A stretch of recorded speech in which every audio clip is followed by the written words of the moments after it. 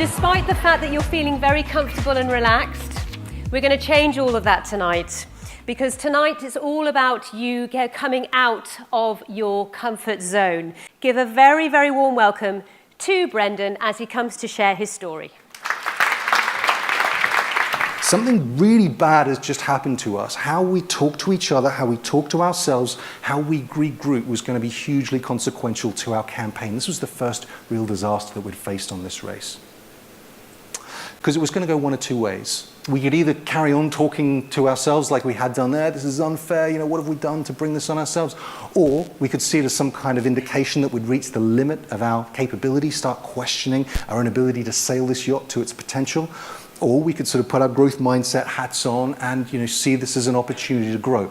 But it involved us having some difficult, some challenging conversations. But we made a vow to each other that day, sat there on the deck of that yacht, that we would only learn the hard lessons once. So let's now introduce our next inspirational speaker for tonight, Maggie Alphonsi. I'm a former athlete, and the sport that I used to play is rugby union. I've represented my country 74 times. I really want to talk to you about creating a winning mindset. And one day, my PE teacher, she had a black eye and bruises, so I was kind of intrigued by this. So I said, "Miss, why have you got black eye and bruises?" And she said she plays a sport called rugby union. And I was like, "What is this sport you call rugby union?" Not in that posh accent, I come from North London, you don't have that accent there. So I was like, "What is this sport you call rugby union?" And she said, "Look, I think your behaviour's so bad, this might actually sort you out." So I went to my local rugby club and I gave the sport a go. And I absolutely loved it. For the first time, people were saying, be aggressive, be strong, where at school I was being told, don't be aggressive, don't be strong, you're hurting all of the kids, you know? 2014 came around, my England team, we got to the final again, thankfully against Canada. And we won. So a quick picture of my team.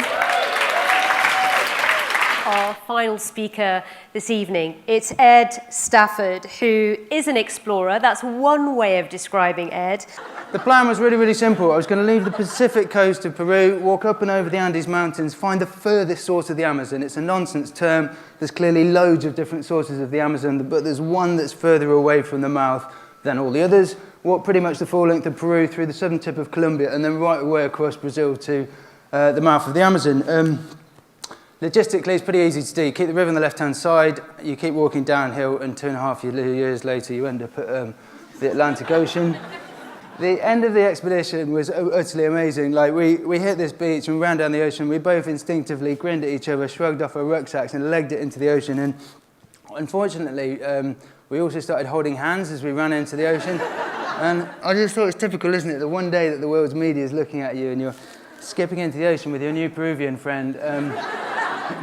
When you absolutely hit bottom, absolute rock bottom, what was it that got you out of that place to continue?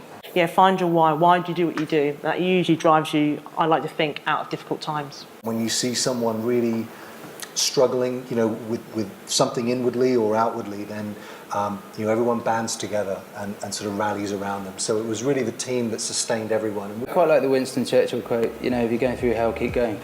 Nothing ever stays the same, does it?